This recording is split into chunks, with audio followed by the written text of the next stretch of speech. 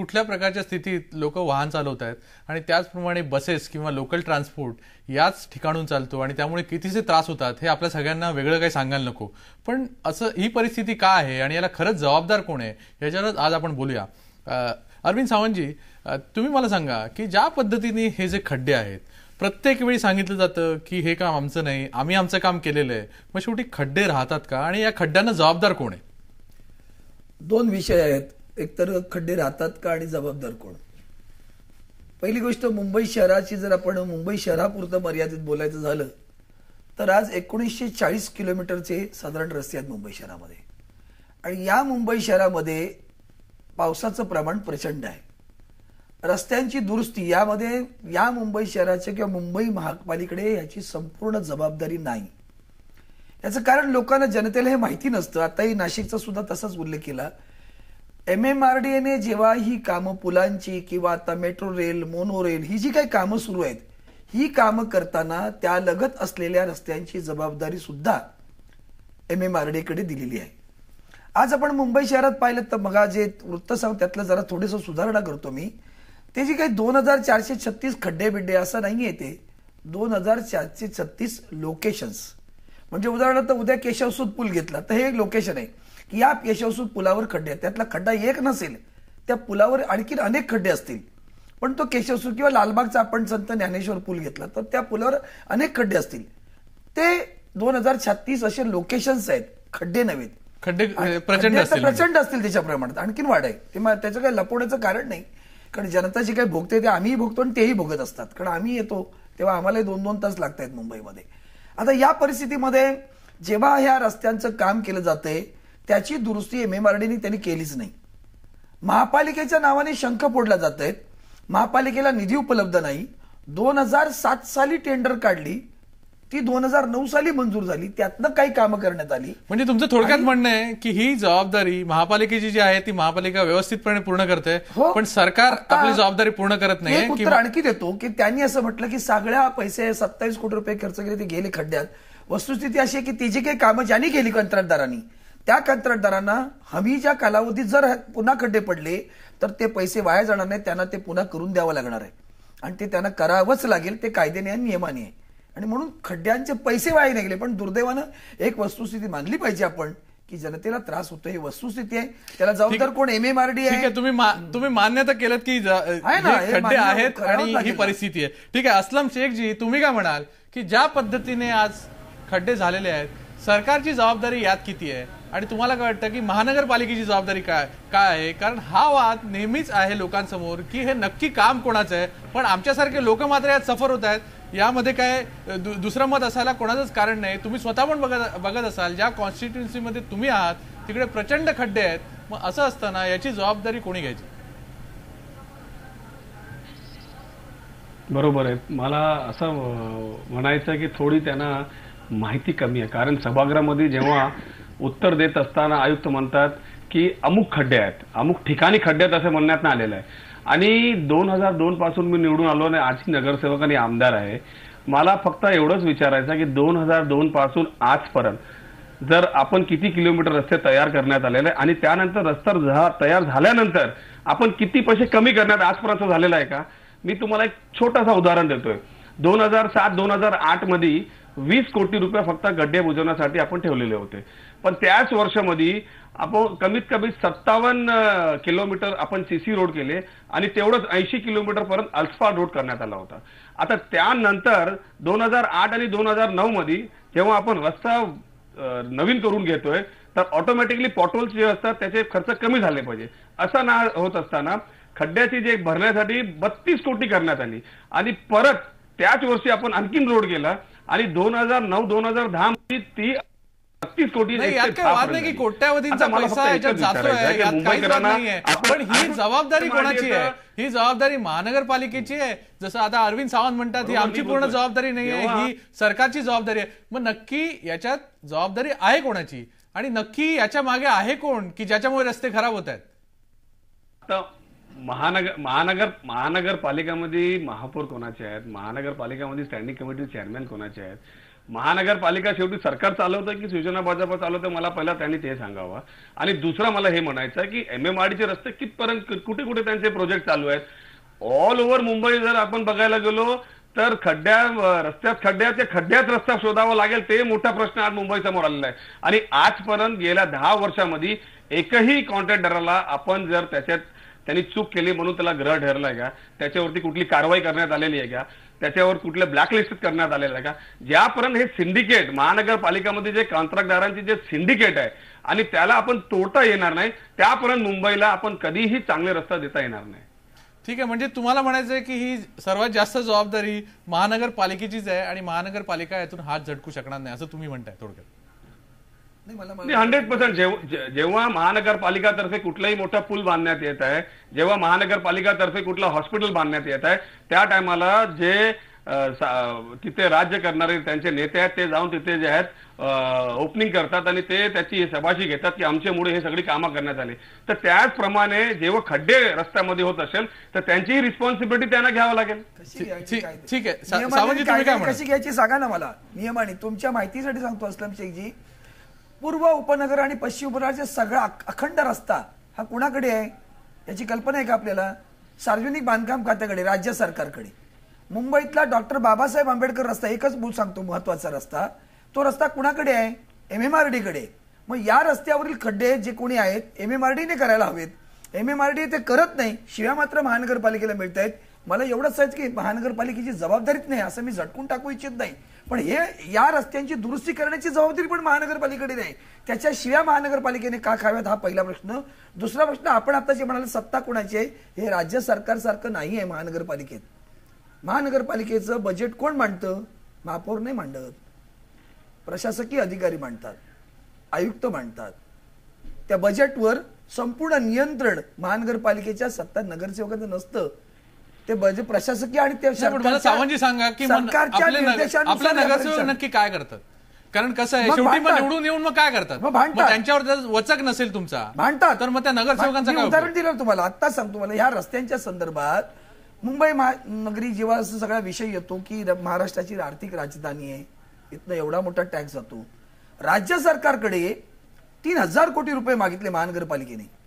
तुम्ही आम्हाला अनुदान द्या, कर्ज द्या, तुम्ही द्या, नपेक्षा आम्ही बाहेरून उभं करतो, त्याला परवानगी तरी द्या. गेले 2 वर्ष राज्य सरकार परवानगी देत नाही. पैसे आणायचे कुठून या सगळ्या गोष्टीला? आणि म्हणून त्यासाठी मागितलं. राज्य सरकारचं मांडतो याचं कारण, याला राज्य सरकार तितकाच जबाबदार आहे. पुन्हा ह्या मुंबई महानगरीवर किती लोकांचे अंकुश आहेत? तिथे सार्वजनिक बांधकाम खातं आहे, तिथे MMRD आहे, तिथे मुंबई महानगरपालिका आहे. म्हणजे एकच संगत नाहीये, एक सूत्री नाहीये. आणि बिचाऱ्या जनतेला याचं काहीच माहिती नसतं. आज वर्सोवा लिंक रोड जो सुरू आहे संबंध, त्या वर्सोव्यावर आता जो सगळा मोनोरेल किंवा आणखीन जे काही चालू आहेत त्या सगळ्याच्या कामाच्या बाजूला रस्त्याची सगळी खड्डे घाण झालेली आहे संबंध. त्याला जबाबदार कोण? मुंबई महानगरपालिका. MMRD कडे दिलेलं आहे ते. MMRD करत नाही, शिवाय मात्र मुंबई महानगरपालिका खाते. म्हणून जनतेच्या नजरेत सुद्धा या गोष्टी आल्या पाहिजेत की वस्तुस्थिती अशी आहे की 20%, 30% काम, 70-80% काम यांचंच आहे. ठीक आहे, आपण त्या टक्क्यांवर येऊया. कारण कसं आहे शेवटी परिस्थिती खरंच वाईट आहे. त्यावर किती टक्के काढले तरी आपण मुंबई शहरामध्ये मी येतो असलम शेख कामं चालू आहेत. नाही, त्याआधी आपण मुंबईच्या बाहेरचं पण परिस्थिती एकदा जाणून घेऊया. आपल्याबरोबर अंकुश काकडेजी आहेत. अंकुश काकडेजी, असलम शेखजी मी तुमच्याकडे येणार आहे. मला अंकुश काकडेजी तुम्ही सांगा, पुण्यातल्या रस्त्यांची जबाबदारी आता नक्की कोणाकडे? एक लक्षात घ्या की खड्ड्यांच्या बाबतीमध्ये आपल्याला 2 बाजूंनी विचार करावा लागेल. आज पुणे शहरामध्ये देखील काही रस्ते राज्य सरकार किंवा पुणे कॅन्टोन्मेंटच्या ताब्यामध्ये आहेत, परंतु मी खड्ड्यांच्या बाबतीमध्ये महानगरपालिकाची जबाबदारी टाळू इच्छित नाही. पुणे शहरामध्ये रस्त्यावरती होणाऱ्या खड्ड्यांची जबाबदारी किंवा ते खड्डे बुजवण्याची जबाबदारी ही निश्चितच महानगरपालिकेची आहे. मी अरविंद सावंतांच्यामध्ये एक थोडासा सुधारणा करू इच्छितो. त्यांनी सांगितलं की मुंबई महानगरपालिकेचं अंदाजपत्र हे आयुक्त सादर करतात. आयुक्त सादर करतात ही वस्तुस्थिती आहे, परंतु त्यांनी सादर केलेल्या अंदाजपत्रकामध्ये बदल करण्याचे अधिकार स्थायी समितीला आणि सर्वसाधारण समितीला आहे. जर आयुक्तांनी त्या अंदाजपत्रकामध्ये काही चुकीचं किंवा रस्त्यावरती काही तरतूद केली नसेल तर स्थायी समिती स्वतःच्या अखत्यारीत, महानगरपालिकेची सर्वसाधारण सभा स्वतःच्या अखत्यारीमध्ये तशा प्रकारची तरतूद करू इच्छिते. आज खड्ड्यांच्या बाबतीमध्ये आपण दोन विचार करा. एक साधारण खड्डे आणि पावसामुळे अतिवृष्टीमुळे झालेले खड्डे असे दोन आपल्याला प्रकार करावे लागतील. पावसाळ्यामध्ये पावसाचं प्रमाण जर जास्त झालं तर खड्डे जास्त होतात. ही वस्तुस्थिती फक्त पुणे शहरातच नाही तर संपूर्ण महाराष्ट्रामध्ये आणि इतर राज्यांमधली शहरामध्ये देखील आहे. ते खड्डे होऊ नयेत यासाठी पावसाळ्यापूर्वी एप्रिल मे महिन्यामध्ये महानगरपालिकेने त्या संदर्भामध्ये योग्य ती काळजी घेतली पाहिजे. अशा पद्धतीचे ज्या ठिकाणी खड्डे होत असतील तर ते खड्डे वेळी सरकार तुमचं आहे, MMRDA पण तुमच्याचकडे आहे. असं असताना जे रस्त्यावरती खड्डे होतात यांची जबाबदारी कोणी घ्यायची? कारण आपण नेहमी म्हणतो पाऊस जगात माझ्या मते सर्व ठिकाणी पडतो, काही ठिकाणी आपल्यापेक्षा जास्त पाऊस पण पडतो. आणि असं असतानाही तिकडचे रस्ते जेव्हा व्यवस्थित असतात तेव्हा वाटतं की आपले लोक नक्की काय करतात. मंदारजी, मी पुणे महानगरपालिका आहे, पुणे शहरामध्ये होणाऱ्या खड्ड्यांची जबाबदारी महानगरपालिकेची आहे हे मी मान्य करतो. परंतु एकच गोष्ट आहे की या ठिकाणी कोण सत्तेवरती आहे हा भाग थोडासा बाजूला ठेवा. राज्य सरकार आणि स्थानिक स्वराज्य संस्थांमधला कारभार हा वेगळा असतो. स्थानिक स्वराज्य संस्थांमध्ये जे कोणी पक्ष महानगरपालिकेमध्ये आज निवडून आलेले आहेत त्या सर्वांनी मिळून एकत्रितपणे ते काम करावं लागतं आणि त्या पद्धतीने काम होत असतं.